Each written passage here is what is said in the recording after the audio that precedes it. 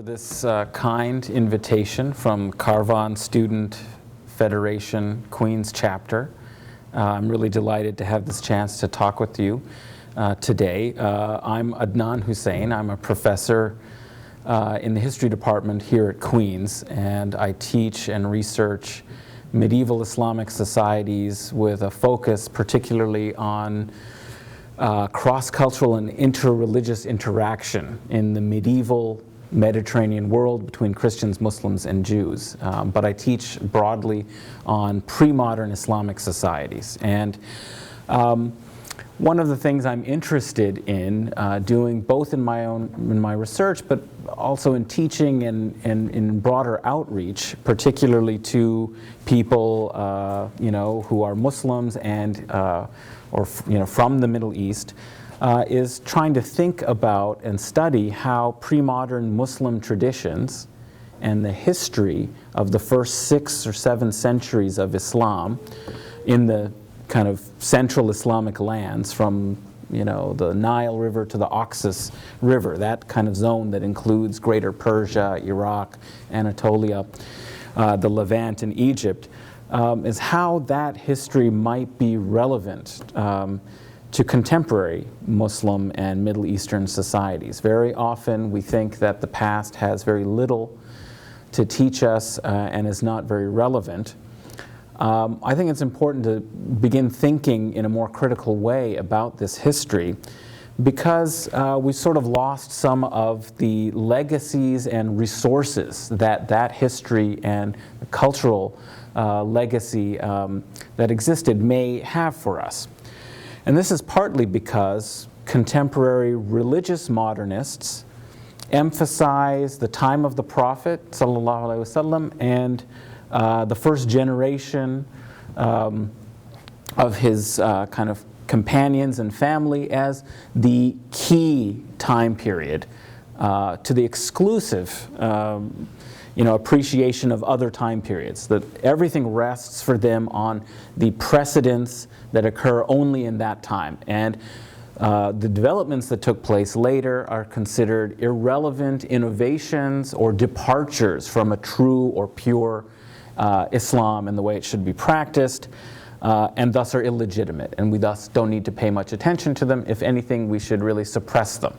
And we see this in kind of various forms taking place, but a valorization only on that period as relevant.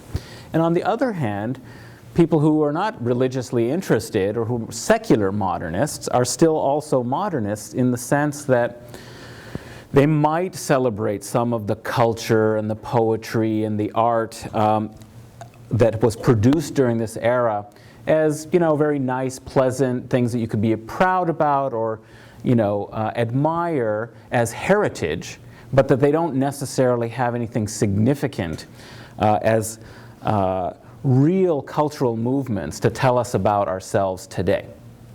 If anything, that the social history and the political history of the pre-modern past is to be transcended in modernity so that we can build new, different kinds of societies, and are there equally uninterested, you might say, in the medieval past, in the pre-modern past.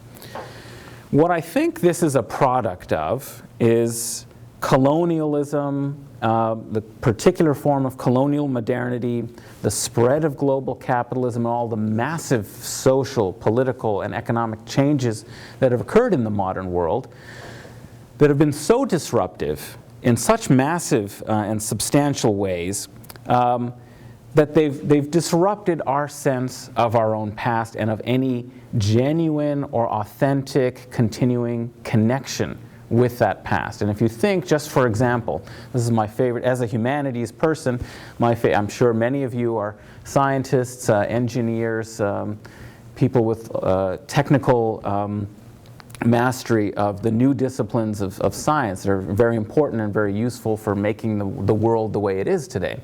But 200-300 years ago, to be an educated person meant something rather specific. And it meant knowing something about philosophy, history, poetry, and if you didn't know those things, you weren't necessarily going to make your way successfully and rise in your professions. That everyone, even if they were a scientist, a doctor, had to be immersed in order to be a cultivated and cultured person who was of serious sort of intellectual and moral kind of standing. You had to have an awareness of these kinds of things. Now, today, in the last 100, 200 years, with the aggrandizement of technical scientific disciplines as the mode of our education, the best students are the ones who go into medicine and science, when it used to be a couple hundred years ago, the best students, the smartest minds, went into the religious sciences, whereas today, if you're a mullah, it's probably because you weren't good at anything else, so now you're doing that.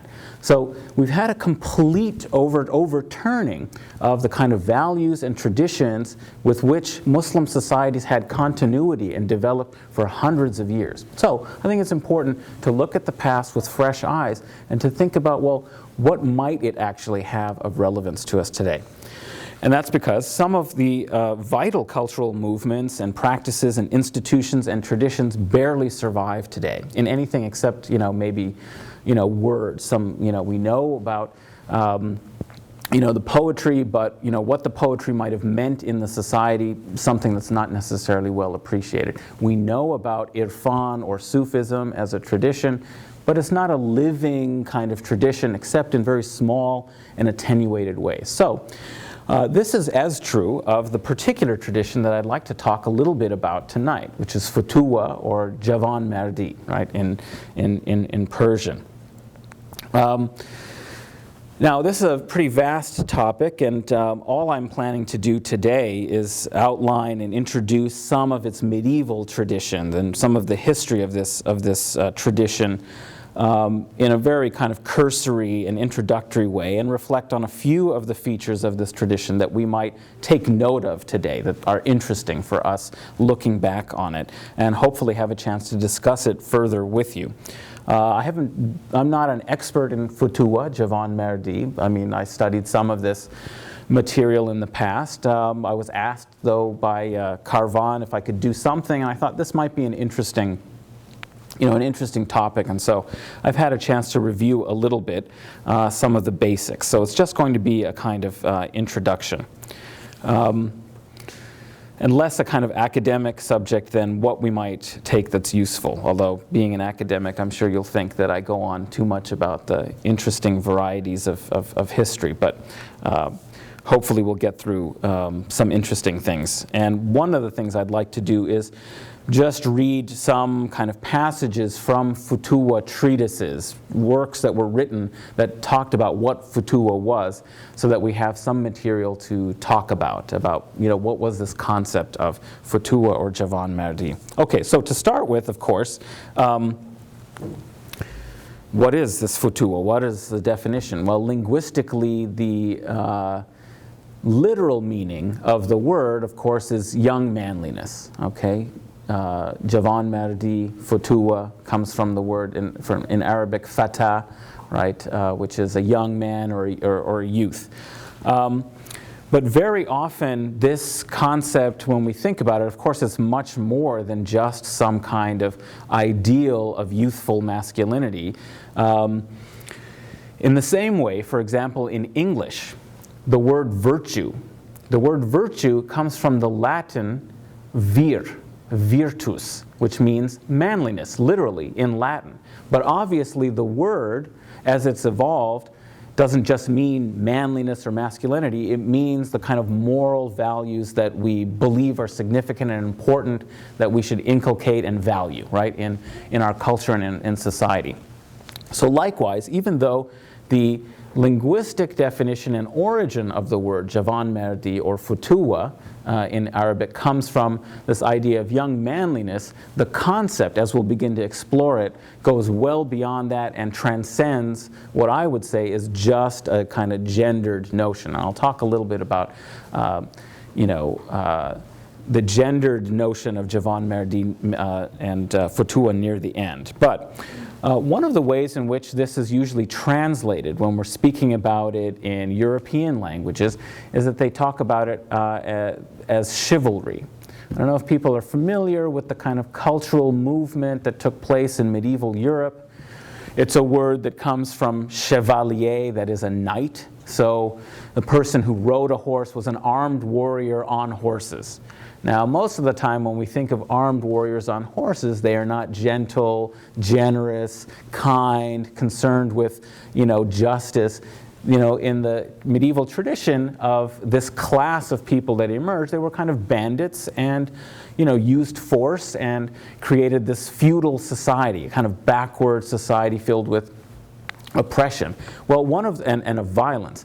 And one of the things that developed was a kind of cultural movement to deal with the kind of violence of these knights, which was to kind of, domesticate them and turn their violent energies towards some more useful and positive purpose. So this ideal of chivalry became developed, that to be a true knight was to be noble and generous, to look after the poor and the weak, to take oaths and vows that you would do these things and adhere to some kind of a code. So in a way, even though the origins of that tradition are very different from how they develop in the Islamic tradition, the idea of chivalry, of jawonmerdی or فتوت as chivalry, has some basis as a kind of ethical code for how you should behave that valorizes generosity, honesty, and these sorts of things that we'll get into. So sometimes people will use the word chivalry.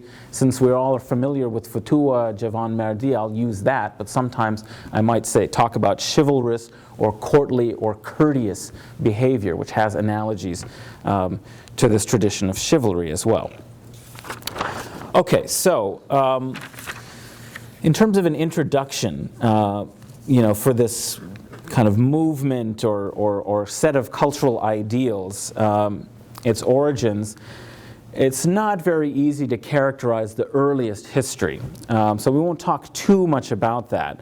But generally, when trying to look at this tradition, there are two directions or emphases and two sources, you might say, for فتوت or جوانمردی. On the one hand, it's perhaps what you're maybe a little more familiar with, a kind of cultural or religious tradition of how to be a noble person, an ethical person, that involves various practices and emphasizes something that I'm keen to talk a little bit more about, emphasizes kind of egalitarian social solidarity. Okay, that is the idea of trying to treat people as equals and of committing yourself to relationships of mutual support with other people. That's kind of, I would say, in a nutshell, where it comes out of. And this is expressed in these high ideals. You find it being talked about in Persian literature. Some of the great poets, and we'll talk a little bit about them, mention them, talk about جوانمردی as a kind of important value. And it obviously has, and this is something we'll be looking at a little bit, it obviously has a close relationship with Muslim religious and spiritual traditions of Sufism. Okay, so the people who really talk most about what is فتوت and start developing an idea of how it should be practiced and what it involves are often closely associated with the Sufi movements of the medieval period from Iran, from what is modern-day Iran, principally from Khorasan. So we'll talk a little bit about that. So that's one kind of whole tradition, the literary, intellectual, religious, cultural tradition of فتوت. On the other hand, on the other side of it, it was also a social movement that emerged in urban society, in the cities all across the Islamic world, from Cairo to Samarkand, of affiliations and groups, typically of young men, but it didn't have to be, but this is where it kind of gets its name, of young men who band together in kind of neighborhood associations, brotherhoods, informal groupings, even you could say gangs. Okay, sort of like social groups and social gangs that at times, and they were also associated with bandits and banditry. I'm going to talk a little bit about that. But at times, these groups within medieval Muslim cities like Nishapur or Marv or Isfahan or Cairo or Aleppo or especially Baghdad, which was, of course, the largest Muslim city in the pre-modern world before the Mongols, devastated it, that sometimes they were so unruly and rebellious, with factional fighting among the different Futua groups themselves, or joining sectarian religious controversies as sort of the front-line shock troops of the neighborhood, that if somebody was very upset, for example, during the Mihna, the famous attempt by the Abbasid ruler Al-Ma'mun to establish Mu'tazili theology, the rationalist kind of doctrines of how to understand Allah and His attributes.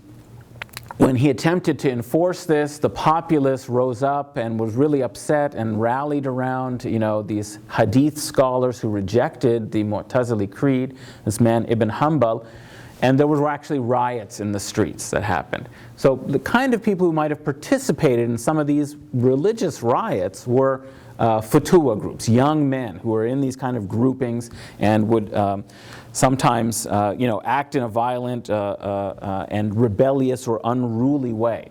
And sometimes they were so rebellious that the Abbasid of the late 12th and early 13th century, the Nasir Lidin Allah, ended up having to suppress all of the Futua groups that existed at the time except his group that he patronized and that he then tried to reform the whole movement, right? Because they'd become so dangerous, in fact. Okay, so you have these two very different kinds of things that are called Futua or Jawonmerdی. Young men in neighborhood associations, sometimes acting in violent sort of ways, who are also like a local militia, who band together in the Muslim urban space. And on the other hand, this kind of elevated cultural tradition of what we might call chivalry, nobility, generosity, elevated spiritual ideals, self-discipline and training to become closer to God, and all of this. How we reconcile the history that encompasses both things is a kind of interesting issue. In fact, it seems that social movement of young men as gangs and bandits in the countryside and kind of urban gangs, is actually before the tradition develops of chivalry or ethical nobility. The earliest tradition or things that we associate with people who were calling themselves Jawonmerd or associating themselves with Futua are these bandits, brigands, and unruly young men. And they did the kinds of things that young men typically do. As I'm sure it's going on right now on a Friday night. You guys are true Jawonmerds, but there are a lot of young men out there who are probably doing all kinds of stuff, carousing, music, dance, singing, brawling, fighting with one another, prize fighting, so arranging boxing tournaments and things like this. This is all part of the earliest tradition, although they did have some kind of a code of honor. So you might say like the honor of thieves, right? That, they still would consider that you should be very honest. They might be unruly, violent, and engage in all these behaviors, but they would say you should be honest, you should be direct with people, you should be generous to your fellows that you're engaged in these activities with. And so there is some sense of a kind of culture, a code, you might say. But it certainly contradicts what we might normally associate with this tradition. So, but we have a lot of accounts from the 8th, 9th, from the 2nd and 3rd Hijri centuries in places like Baghdad of young men coming together, forming these little associations, banqueting, singing, often erotic poetry, developing their own kind of terminology and dialect for the kind of like even today, gangs have developed, youth gangs developed their own slang, and so we have a kind of slang that existed in Arabic and Persian that was specific to the activities of these ayyar groups, these bandits, or of these young men. They would wear special different kind of clothes that marked them out, just like today. youth gangs often wear, or even in the Queens you see people wearing leather jackets of their particular group and marking themselves out as members of a group and different from everyone else. They even had a kind of tradition, it seems, in the 9th century in Baghdad. There was a particular way in which people who were in one of these groups liked to grease their hair, right? So they had their own hairstyles. It was basically a kind of youth countercultural sort of movement. Okay, like today, there are youth countercultural movements. In medieval Baghdad, in the 8th, 9th century, there also were youth kind of countercultural movements and sorts of gangs. What starts to happen in the literary description and traditions around these sorts of groups is a kind of romanticization.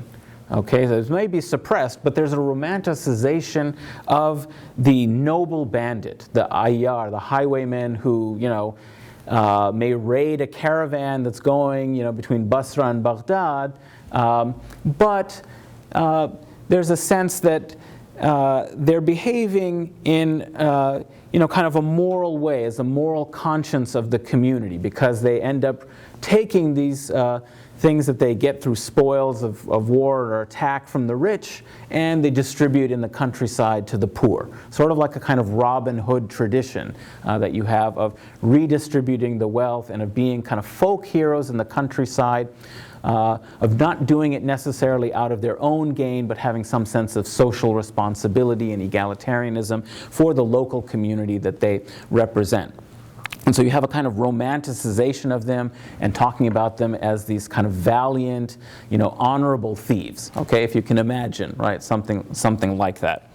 And because of the kind of popularization of this romantic view of the ayyar bandits in kind of Persian and Arabic culture of this time period, these traditions of chivalrous, behavior start to be adopted by the actual military authorities themselves. So it becomes kind of a feature of the culture of military society, of the armies and of the court, to say, well, we also want to be, like these noble, kind of honest, sorts of people, and they end up adopting this tradition and developing it for themselves.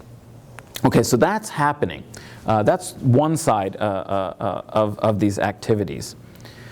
What starts to happen by about the 11th century, 10th, 11th century, is that building on this kind of idea of romanticizing the ayyars is a more kind of sober, socially integrating movement that establishes Futuwa and Jawonmerdی, particularly for Sufis as a kind of Sufi orientation, and secondly, very significantly and importantly, for the craftsmen and tradesmen of the city. And so there are basically three major socioeconomic or religio-cultural groupings out of which the medieval tradition of Futuwa or Jawonmerdی comes from. The ayyar bandit tradition, craftsmen, tradesmen, and even merchants, and the Sufis. Okay, so those are kind of the three sources. Now, one little example of somebody who reflects this transition is an early Persian Sufi, Fudail ibn Iyad. Well, he's obviously Arab, but he's in Persia, in Iran.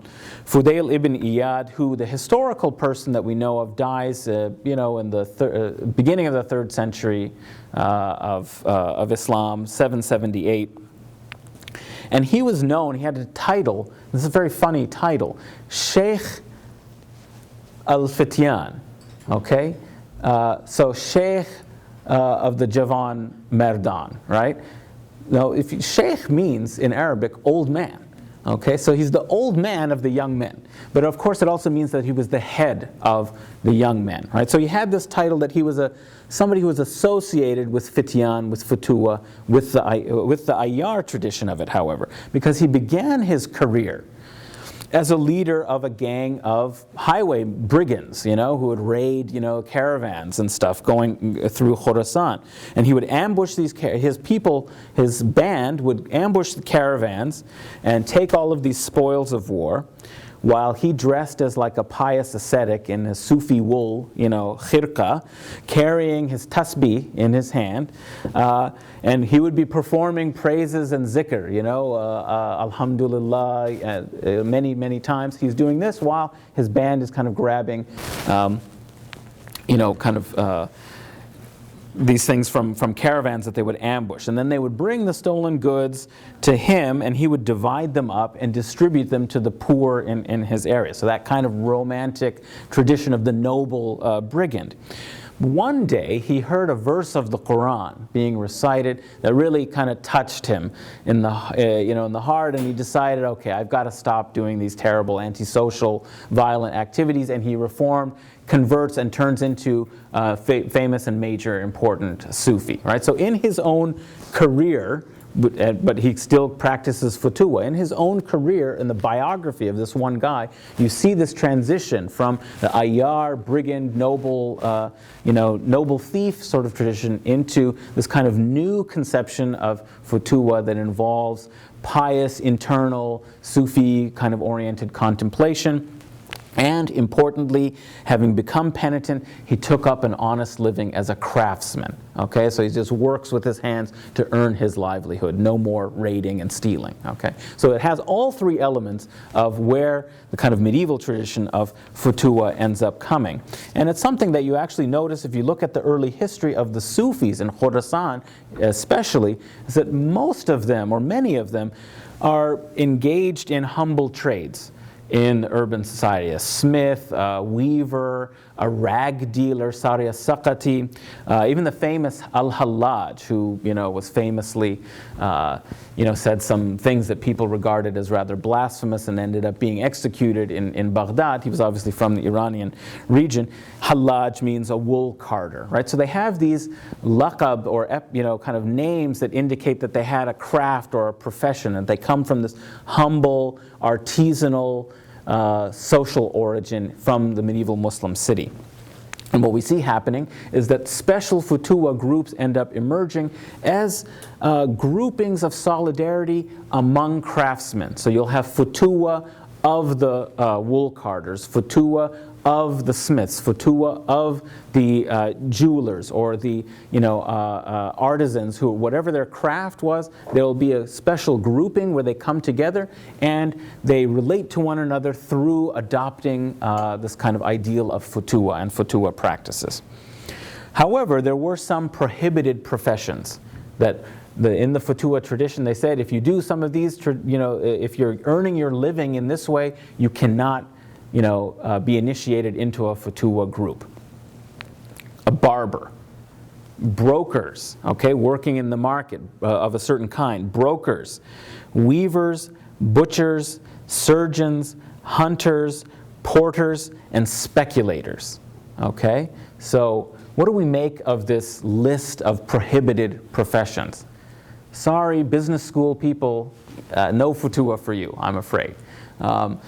That's one of the messages, okay? People who are engaged in slightly unethical seeming exploitative professions where their income might not be 100% halal and based on their own labor, but through, kind of trickery or manipulation or speculation, these things were considered completely invalid and reprehensible from the perspective of futuwa. It may be okay, to do it, but you would not be a member of futuwa if you engaged in this, okay? Because what they had and were developing was a kind of ideal of a really rigorous ethical nobility, of emphasizing in a kind of radical way honesty and generosity. So they're really against accumulation. So one of the absolute principles of futuwa is that you have like an open hand. You never keep anything. One of them was you should never have two garments for one body. You only have one body, you shouldn't have more than one. Anything that comes to you, you should be very generous in distributing it, right? So they were really against this kind of speculative or mercantile accumulation or brokers. You can say that the other ones, like butchers and barbers and surgeons, is working with blood, right? That you end up coming in contact with blood of animals or of human beings, and that this were polluting substances, right? That you can't keep your, ablutions, your ritual purity. They're najas things. They're polluting, and so they didn't want somebody who, was constantly dealing with pollutant sort of things, right? That this wouldn't be appropriate for someone who was dedicating himself to a life of noble chivalry. Okay, so should move on here. That this kind of emerging tradition, well, I should tell you a little bit about, so what was, the structure of these Futuwa organizations and groupings. If you wanted to join, you had to be initiated into membership, and there were a few ways to do this. Seifi, right, by the sword. If you were an ayyar, then you were initiated, with a sword as that you would be invested with. Qawli, by taking an oath. So if you were a craftsman, you would make an oath of joining the group and of abiding by its dictates and being supportive of your brothers in bonds of fellowship and solidarity, that you take an oath to adhere to the values of Futuwa, values and practices of Futuwa. And Shurbi, a more Sufi oriented one, where their practice was that you would have to drink salt water and say your oaths and drink salt water, and then you would become a member. What are the kinds of things they did? They did congregate and sometimes have sama, the mystical listening to music and poetry that was supposed to, in the Sufi tradition, elevate you to a higher spiritual level of consciousness. They also participated in that tradition. You also wore distinctive dress, whereas the Sufis had the khirka, a kind of woolen cloak. They had these special kind of trousers, sirwal, in the sources, and a cloak. They were also supposed to be ascetics, that is, not eat too much, not drink too much. It may have been less rigorous than being a Sufi who was a complete ascetic and rejected the world and renounced the world, but you were supposed to be moderate in your, kind of practices. You should adhere to being moderate in them. Whereas the Sufis met in this kind of social space called the Khanaka. The Futuwa groups had a place that was very similar called a langar, and it had a special room for physical training. So it's similar to the Zurkhana tradition of medieval kind of wrestling and gymnastics. So they would involve themselves in kind of sports training and doing exercises and physical exercises. And the like, so they had this medieval gymnasium, and they would serve as like the local militia, protectors of the neighborhood, offer hospitality to travelers who are coming, and especially to fellows of Futuwa from other cities. They would provide that sort of hospitality, and that they also provided social and material support to their fellows and to the people in their neighborhood, and they dedicated themselves to acting in a loyal and faithful way and providing social solidarity in the medieval city. Okay, so that's something of an outline. Now I want to turn a little bit to some examples of these Futuwa treatises, so you get a bit of a flavor of what were the kinds of things they talk about, and then we can pull out a few interesting sorts of things. So we see this tradition of Futuwa being increasingly associated as having roots in the time of the Prophet, sallallahu alaihi wasallam, that it comes from Prophet Muhammad himself, and that it's in the Sunnah, and that there are a number of hadith that are circulated that deal with Futuwa.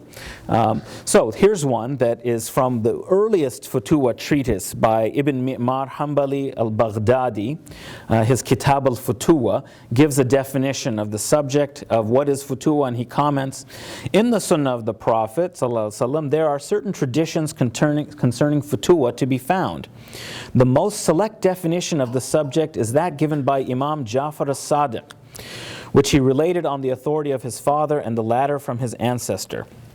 According to this tradition, it is said that the Prophet declared that the Jawanmerdaan of my community have 10 characteristics.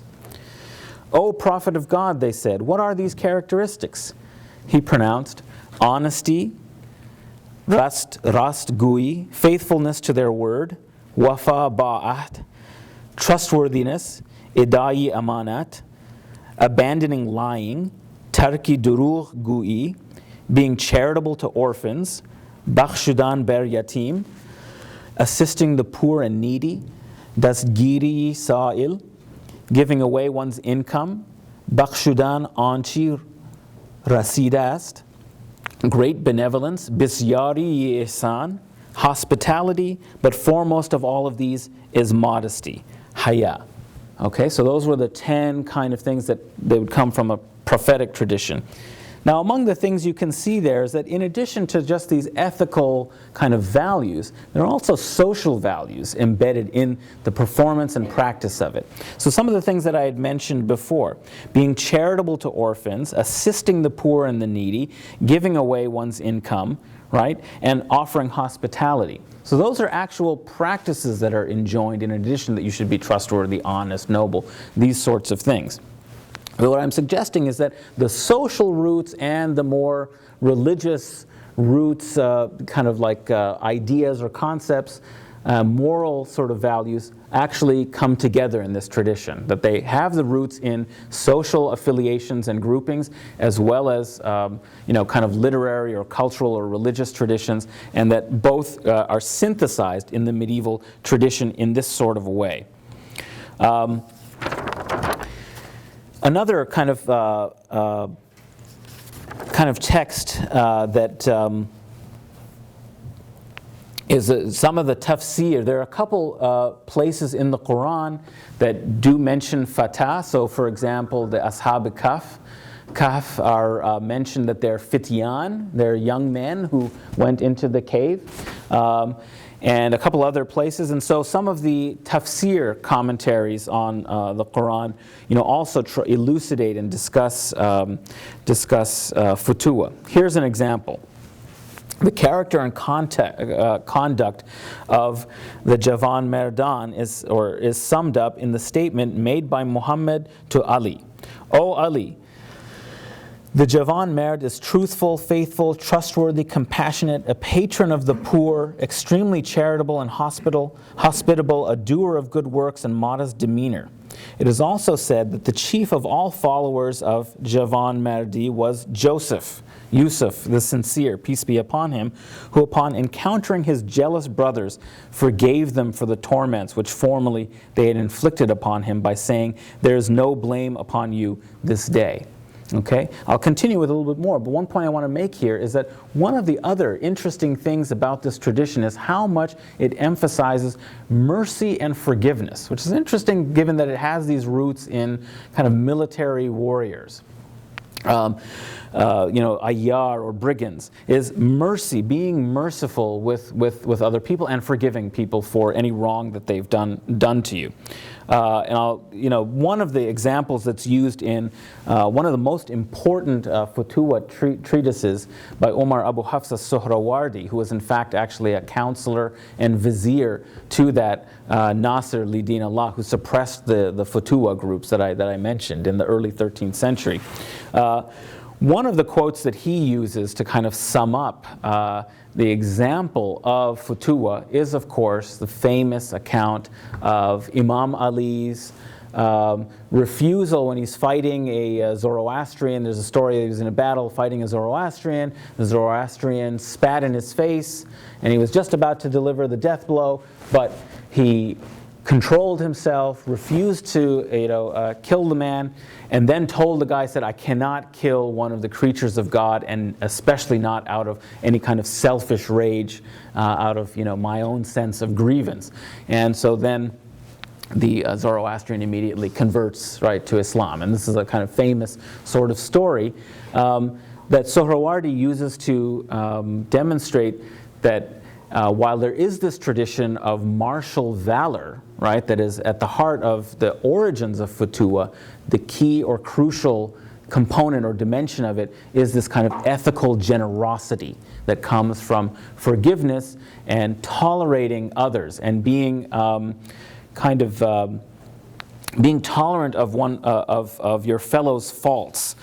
So, for example, Suhrawardi gives a comment on this.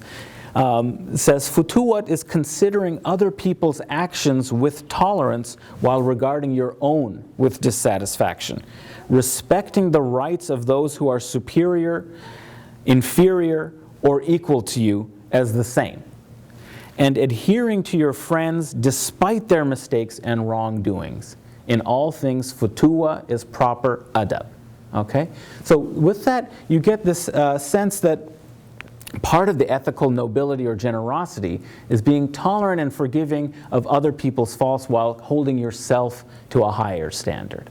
Okay? And it's also this important idea of egalitarian, a kind of egalitarian solidarity, that even though people may be in different social status within society, the best ethics is to treat people, in the same way, right, as equals.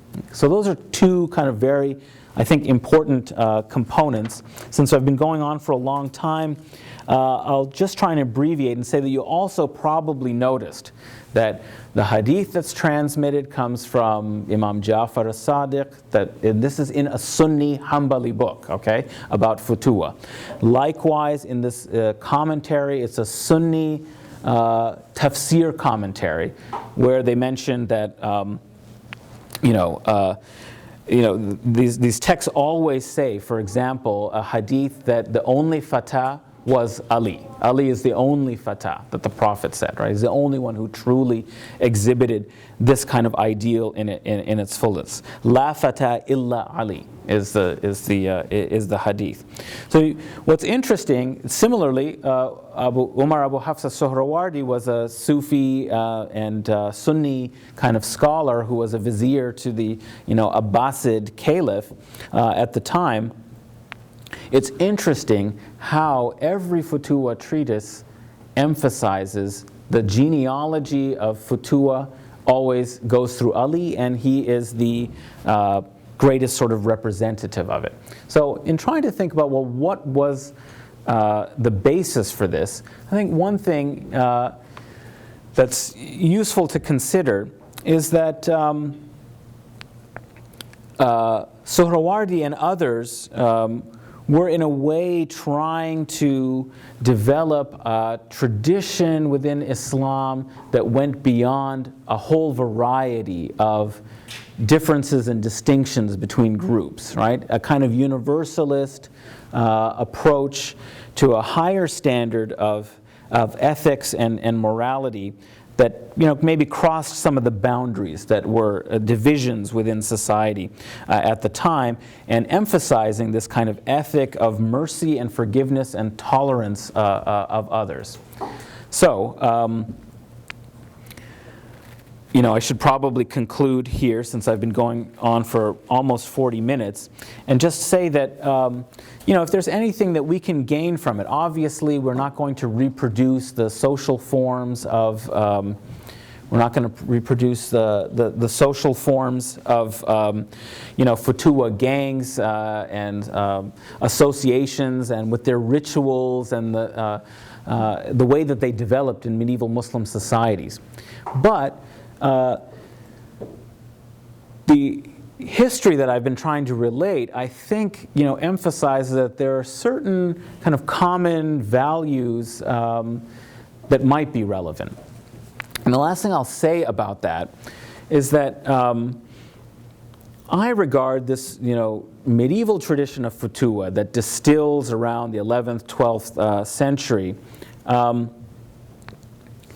as being similar to some other kinds of movements that were taking place. Just to situate it at the time, by the 10th, 11th century, you have for the first time majority Muslim societies.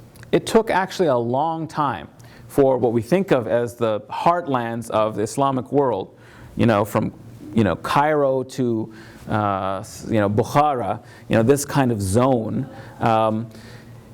It took a long time. It actually took three centuries, and maybe in some places more, for the majority of the people in those regions to actually convert to and adopt Islam. So what's happening at the same time is that the schools of law, the madhahibs, have crystallized themselves now into a complete pattern for how Islamic life should be lived according to Sharia. Okay, so within the Shi'i tradition, the Ja'fari madhab, fiqh, and all of this has been resolved to an extent where all the major questions about life in the medieval urban environment have been principally dealt with. There might be little points of details or complications, but the Hanafi, Hanbali, Shafi, Maliki madhabs, they've established a kind of total pattern now for Islamic life, at least in terms of how it should be practiced. What happens, I think, is an interest among some scholars for something a bit more than just the adherence to the externals of the religion, right, of orthodox practice, right, adhering to the Sharia.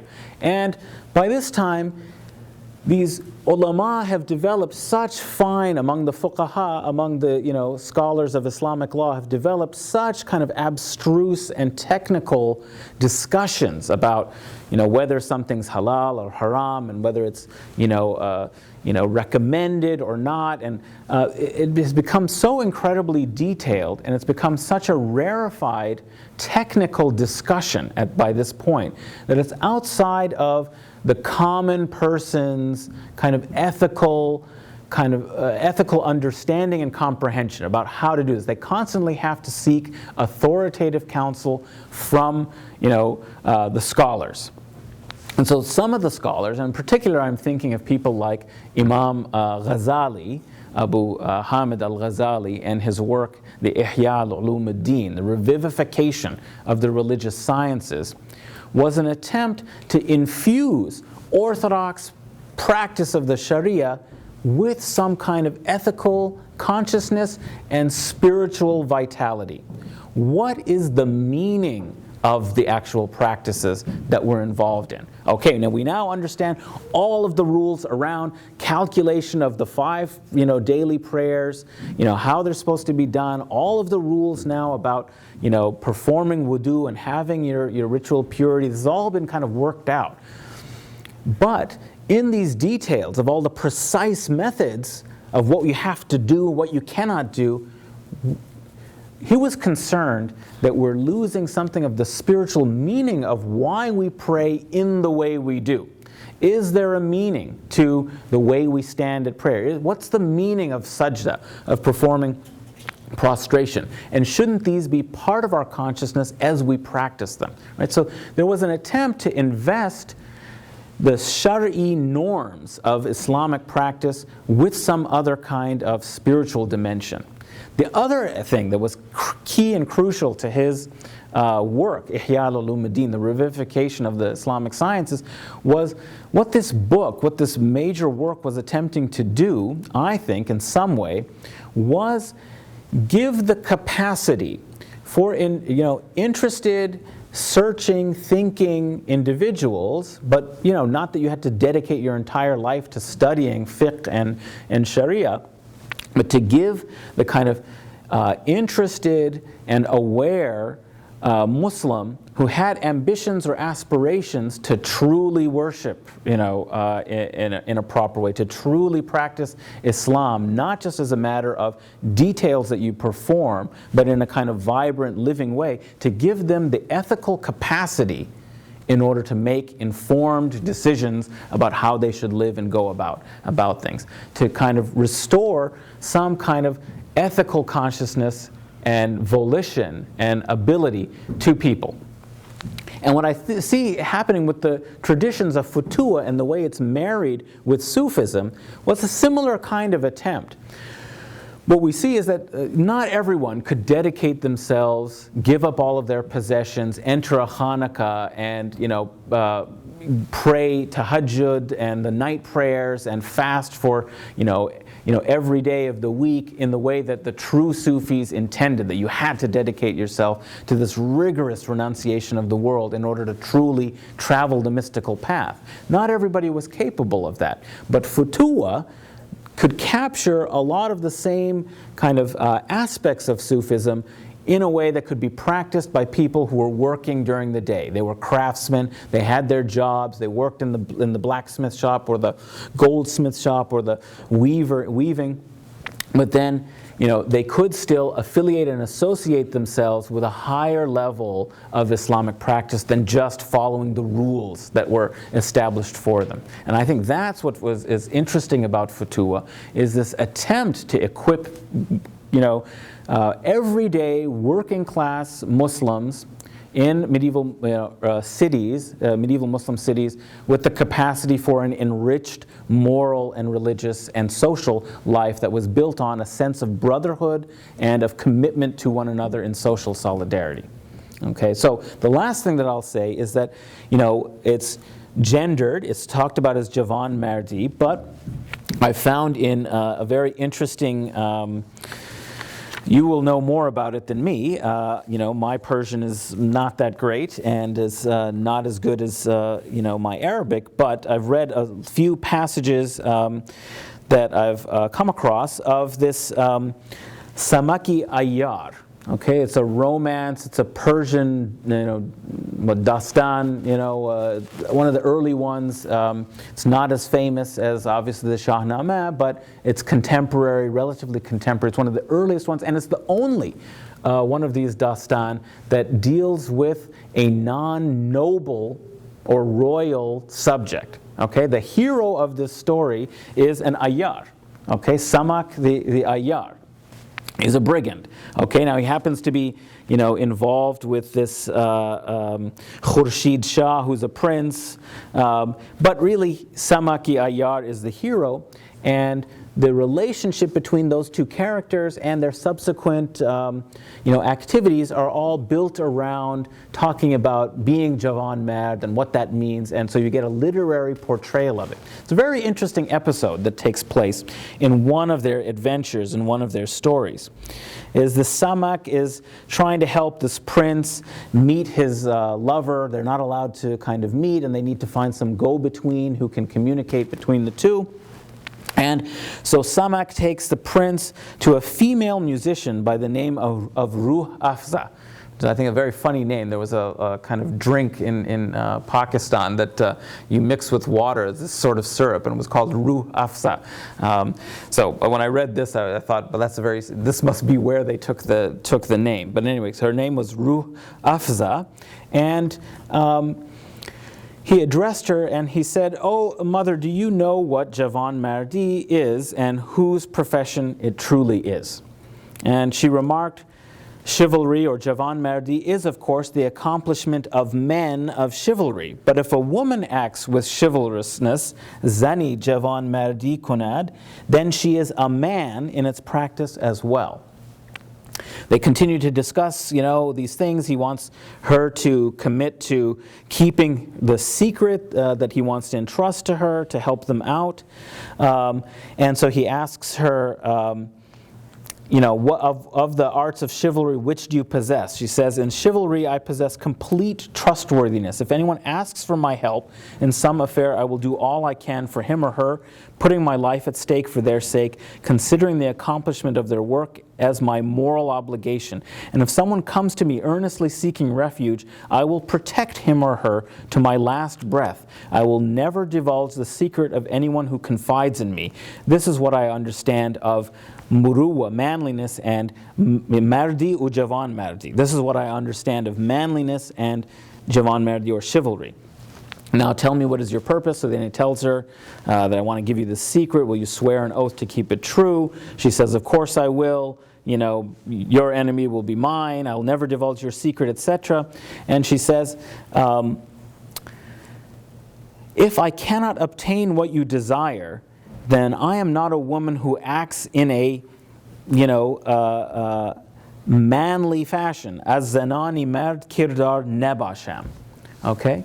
So now I'm not going to say that the concept of jawonmerdی is ungendered, right? But this example shows that there was some consciousness in the culture that this was broader than just, I mean, it's a patriarchal society, so those elements are going to be there. But what I think the story shows is that there was a consciousness that women were just as capable and possible of inculcating and expressing these kind of noble ideals that are part of this tradition of chivalry. And that's one good reason to translate it not as young manliness, but as chivalry, because at least then it's not saying that it's only young, that it's just, this kind of manliness sort of concept.